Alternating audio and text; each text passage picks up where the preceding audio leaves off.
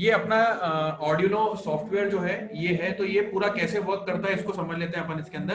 तो ये अपना मेन जो ये इस पूरे सॉफ्टवेयर को अपन क्या कहते हैं, आईडी कहते हैं, जैसे मैंने अभी थोड़ी देर पहले ही बताया कि आईडी कहते हैं। ID is integrated development environment, ऐसा जगह जहां पे आप आपके कोड को लिख भी सको, इस जगह पे कोड को कंपाइल भी कर सको, और ऐसी जगह जहां पे कोड को अपलोड या बर्न भी कर सको। बर्निंग भी बोलते हैं या अपलोडिंग भी बोलते हैं, ये तीनों चीजें एक ही जगह पे जब हो सकती है तो उसको हम लोग आईडी कहते हैं। जैसे अपन जावा के लिए नेटबीन्स था, माई इक्लिप्स था, ऐसे अलग अलग पाइथन के लिए आपके पास में अलग अलग रहते हैं। तो वो आईडीज अलग अलग लैंग्वेजेस के होते हैं, यहाँ पे अपने पास में ये आईडी है। अब इसके अंदर जो है अपना कोड अपन, ये वाइट सेक्शन जो दिख रहा है इसको टेक्स्ट एडिटर बोलते हैं। यहाँ पे अपने कोड को अपन लिख देंगे। ये कोड जो है जब लिख देंगे तो अपने को 3 स्टेप्स को फॉलो करना है इस कोड को लिखने के बाद में। पहला स्टेप जो है इस कोड को सेव करना है। जहां पे भी आप इस कोड को सेव करना चाहते हैं वहां पे आप सेव कर दीजिए। जब आप सेव करेंगे तो सॉफ्टवेयर थोड़ा सा इंटेलिजेंट है, वो आपको बताता है स्केच। स्केच मतलब प्रोग्राम को स्केच बोलते हैं वो लोग, क्योंकि अपन आर्टिस्ट है, और आर्टिस्ट क्या बनाता है, स्केच बनाता है, तो इसलिए अपने को वो आर्टिस्ट कंसिडर करता है। तो ये आज 28 तारीख अगस्त है और आज का पहला कोड है, इसलिए 28 अगस्त ए लिखा हुआ है। आप चाहते हो कि उसको चेंज करना चाहते हो तो एलईडी ब्लिंकिंग, आपको जो भी नाम चेंज करना है आप आपका नाम यहाँ पे जो है वो चेंज भी कर सकते हो, ठीक है। तो ये इस नाम से जो है आपका कोड सेव हो जाएगा। लेट से ये नाम आपने दे दिया, तो अब एलईडी ब्लिंकिंग के नाम से देखो ऊपर दिख रहा है आपको, कोड सेव हो चुका है। अब क्या करना है, इसके बाद में अपने को कोड को कंपाइल करना है, चेक करना है कि कोड सही है कि नहीं, मैंने इसमें कोई सिंटैक्टिकल एरर तो नहीं करी है, वो सब चेक करने के लिए कंपाइल करना पड़ेगा कोड को। तो कंपाइल करने के लिए अपने पास में टिक करके, जो ये टिक दिख रहा है यहाँ पे, ये टिक पे क्लिक करेंगे तो यहाँ पे देखो नीचे लिखा हुआ गया कंपाइलिंग स्केच, मतलब अपने स्केच को कंपाइल करना स्टार्ट कर दिया। जैसे ही ये कंपाइल हो जाएगा तो यहाँ पे डन कंपाइलिंग लिखा हुआ जाएगा, और अगर गलत गलत लिखा होगा तो यहाँ पे एरर आ जाएगी और आपको बताएगा कि क्या टाइप की एरर है, ठीक है। जैसे ही कोड कंपाइल फर्स्ट टाइम, क्योंकि अपन अभी सॉफ्टवेयर को आज रन कर रहे हैं, तो जब भी दिन में आप पहली बार सॉफ्टवेयर को खोलोगे तो वो हो सकता है कि पहली बार कंपाइल करने में थोड़ा सा समय ले, बट बाकी फिर बाद में जल्दी जल्दी चलता है। तो यहाँ पे जैसे देखो कंपाइलिंग कर रहा है कोड को, और पूरा होने के बाद में यहाँ पे आपके कोड की वो जो भी स्थिति, देखो इसने क्या बताया, error compiling for board Uno.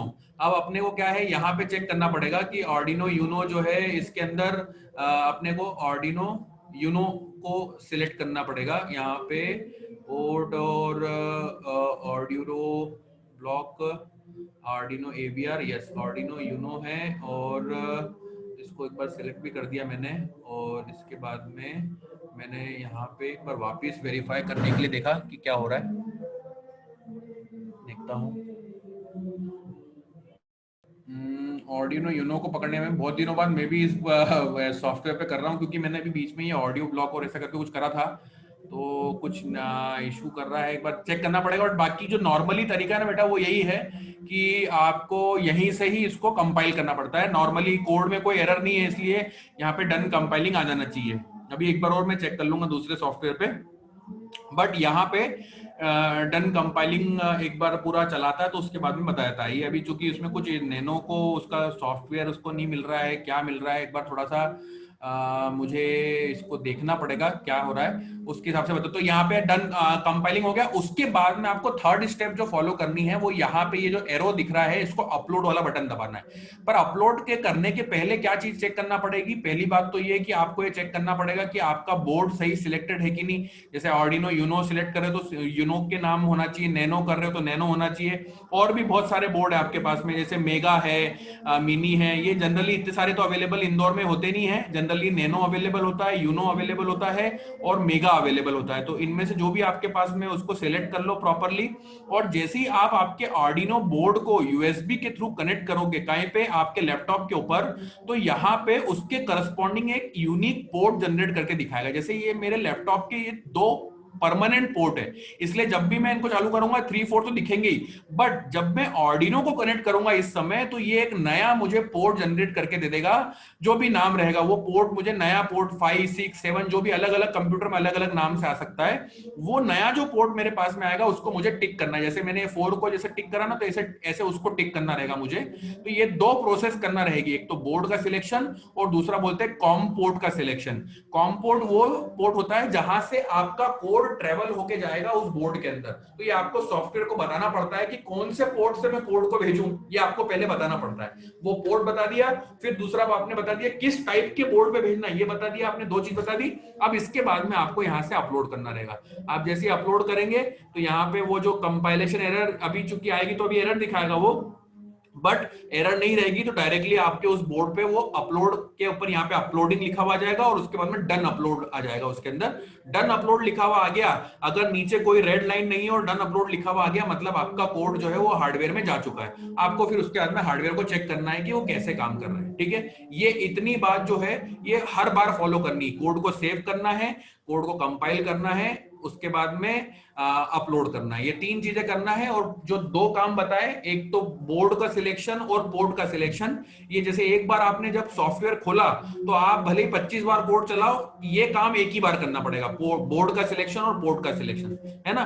कभी भी मान लो चलते चलते रैंडमली कोड नहीं चल रहा है, कुछ हो रहा है, तो एक बार इस चीज को टूल पे जाके यहाँ पे देखना जरूरी होता है कि क्या आपका ये सब चीजें सही है कि नहीं है। अगर कुछ चेंजेस हो गए तो उसको आप वापस सही कर सकते हो, बट इन दोनों चीजों को बार बार नहीं करना पड़ता है। सेव, कंपाइल और अपलोड जो है वो बार बार करना रहेगा बस। इसके अलावा जो है इस टूल के अंदर एक चीज और है, जो अभी अपन ने पिछली सीरियल जो टॉपिक पढ़ा था सीरियल कम्युनिकेशन, उसमें मैंने बताया था वहां पे सीरियल मॉनिटर जो सॉफ्टवेयर है वहां पे टिंकर कैड में अलग था, यहाँ पे सीरियल मॉनिटर अगर किसी डिवाइस से डेटा लेना है और किसी डिवाइस पे डेटा भेजना है तो सीरियल मॉनिटर यूज होता है। यहाँ पे इसका सॉफ्टवेयर का नाम है, तो इस पे क्लिक करने के लिए जैसे ये सॉफ्टवेयर खुल जाएगा, आपका सीरियल मॉनिटर खुल जाएगा। अब यहाँ पे जैसे अगर मुझे किसी डिवाइस पे डेटा भेजना है तो यहाँ से मैं जो भी भेजना, जैसे मैंने वहां पे वीडियो भी तुम देखोगे जयती तो तुमको समझ में आ जाएगा, और राजनंदिनी को तो मालूम है। तो जैसे अगर वहां से भेजना था अपन को एबीसी, तो अपन ने यहाँ पे ए लिखेंगे और सेंड करेंगे, तो वो जो है डेटा वहां पे सेंड हो जाएगा। कहाँ पे सेंड हो जाएगा? कंप्यूटर की तरफ, कंप्यूटर से आर्डिनो की तरफ सेट हो जाएगा, है ना। और अगर आर्डिनो से आपको देखना डेटा है तो वो यहाँ पे आके प्रिंट होगा। ये जो सेक्शन है, ये वाले सेक्शन में आर्डिनो से जैसे कोई सेंसर की वैल्यू आपने ली और आपको कंप्यूटर पे भेजना है तो वो यहाँ पे दिखेगी, और आपको कंप्यूटर से कोई वैल्यू भेजना है तो आप जैसे आपको 1 भेजना है आर्डिनो की तरफ, तो आप यहाँ पे एंड कर 1 करोगे और सेंड दबाओगे तो यहाँ से सेट डेटा चले आएगा। अब आपको बस एक चीज और करना है कि बॉर्ड रेट यहाँ पे सिलेक्ट करना रहेगी। तो जो आपने प्रोग्राम के अंदर अपन ने बॉर्ड रेट सिलेक्ट करी थी, आपको ध्यान होगा अपन ने 9600 बॉर्ड रेट सिलेक्ट करी थी, तो यहाँ पे आपको बॉर्ड रेट सही सिलेक्ट करना पड़ेगा। बॉर्ड रेट सही सिलेक्ट कर दो, भेजने के समय में ये यूज करो, रिसीव करने के लिए समय ये वाला यूज करो। ये सेंडिंग रिसीविंग के लिए सीरियल मॉनिटर है। इसके अलावा सीरियल प्लॉटर भी, अगर वहां से कोई डेटा आ रहा है सेंसर का और उसके करस्पॉन्डिंग अगर आपको कोई ग्राफ प्लॉट करना है तो आप ये सीरियल प्लॉटर को अगर खोलोगे तो वो अपने आप जो है यहाँ पे ग्राफ प्लॉट करना स्टार्ट कर देगा। किसके हिसाब से? सेंसर की वैल्यू के हिसाब से ग्राफ प्लॉट करना स्टार्ट कर देगा। तो ये सीरियल प्लॉटर है, इसको ध्यान रखना पड़ता है। इसके अलावा आपको कोई बहुत एडवांस डिवाइसेस अगर यूज करनी है सॉफ्टवेयर के अंदर और उसके लिए आपको लाइब्रेरी को सर्च करना है तो यहाँ पे इंक्लूड लाइब्रेरी पे आपको जाना पड़ता है, और इंक्लूड लाइब्रेरी में जाके मैनेज लाइब्रेरीज पे क्लिक करना पड़ता है। और उस मैनेज लाइब्रेरीज पे फिर क्या होता है, एक अलग से विंडो पॉपअप होती है। जैसे ये देखो विंडो पॉपअप हो गई सामने, और यहाँ पे फिर आप सर्च करते हो ऑनलाइन, ये ऑनलाइन सर्च हो रहा है यहाँ पे, और यहाँ पे आप सर्च कर सकते हो जो भी डिवाइस, जैसे मान लो आप अल्ट्रासोनिक सेंसर यूज करना चाहते हो और उसके लिए कोई डिवाइस आपको कोई library, pre built library search करना है तो आप यहाँ पे सर्च कर सकते हो। वाईफाई मॉड्यूल के लिए आपको कुछ सर्च करना है तो आप यहाँ सर्च कर सकते हो। तो यहाँ पे आपके पास में बनी बनाई लाइब्रेरी जो भी बड़ी बड़ी कम्युनिटीज काम कर रही है उनके लिए आपको कोई लाइब्रेरी सर्च करनी है तो वो लाइब्रेरीज आपको यहां से मिलेगी। लाइब्रेरी मैनेजर के अंदर बहुत सारी लाइब्रेरीज अवेलेबल है, आपकी रिक्वायरमेंट के हिसाब से आपको इसको डाउनलोड करना पड़ेगा। जैसे ये लाइब्रेरी है, अब मैंने इस पे क्लिक करा तो यहाँ पे मैं इसको इंस्टॉल करूंगा तो ये लाइब्रेरी मेरे उसमें सॉफ्टवेयर में इंस्टॉल हो जाएगी, और इंस्टॉल होने के बाद में फिर मैं इसका जो कोड है वो मेरे को यहाँ पे ये लाइब्रेरी जो है ये यहाँ पे एग्जांपल्स के अंदर लाइब्रेरी अपडेट हो जाएगी। जैसे मेरे प्रोग्राम में ढेर सारी इतनी सारी लाइब्रेरीज अवेलेबल है, तो इसके जो कोड है वो यहाँ पे आपको उससे संबंधित कोड, एक डेमो कोड आपको मिल जाएगा। फिर आपको उसको चेंजेस करके अपने हिसाब से अपडेट करना है, कम ज्यादा करना है, वो आप आपके हिसाब से कर सकते हो। मैं ये पूरी कहानी इसलिए आपको बता रहा हूँ कि कल को जब इंटर्नशिप करोगे तो वो आपसे कहेंगे कि भैया आपको जो है ह्यूमिडिटी सेंसर को कनेक्ट करना है, या आपसे बोलेंगे कि आपको जो है वाटर लेवल इंडिकेटर सेंसर को करना है। अब बहुत सारे नए नए सेंसर है, उनका बेसिक तरीका तो अपन ने समझ लिया कि भैया एनालॉग टाइप की डिवाइसेस है, उसका एक बेसिक प्रोग्राम अपने को आता है। या आपको ऐसा बोल दिया कि सीरियल कम्युनिकेशन जो पढ़ा था उस पर मैंने बताया था GSM, GPS wifi, Zigbee, Bluetooth, RF, RFID, fingerprint, ये सभी डिवाइसेस सीरियल डिवाइसेस हैं। अब आपको बोला कि आपको फिंगरप्रिंट बेस्ड प्रोग्राम बनाना है, तो आपने सीरियल कम्युनिकेशन तो पढ़ लिया है, बेसिक कॉन्सेप्ट आपका क्लियर है, बट अगर आपको उससे संबंधित कोई बेसिक स्पेसिफिक लाइब्रेरीज की जरूरत पड़े कि को यूज करना है, आपको आपका प्रोग्राम को सपोर्ट करने के लिए, प्रोग्राम बनाने के लिए, तो आपको ये लाइब्रेरीज को सर्च करते आना चाहिए और उन प्रोग्राम के अंदर बेसिक अंडरस्टैंडिंग जो आपको अभी बनाई है अपन ने ऑर्डिनो की, उस अंडरस्टैंडिंग के हिसाब से अपने हिसाब से उसको एडिट, अपडेट, डिलीट, चेंजेस करते आना चाहिए। ये आपको वहां पे फ्रीक्वेंटली जरूरत पड़ेगी। और ऐसी नई नई डिवाइस रोज आपको आज भी हमें, मेरे सामने भी बहुत सारी नई नई डिवाइसेस आती हैं, तो उनको जो तरीका रहता है वो इसी टाइप के तरीके से मैं उसको करने की कोशिश करता हूँ। क्लियर है मेरी बात?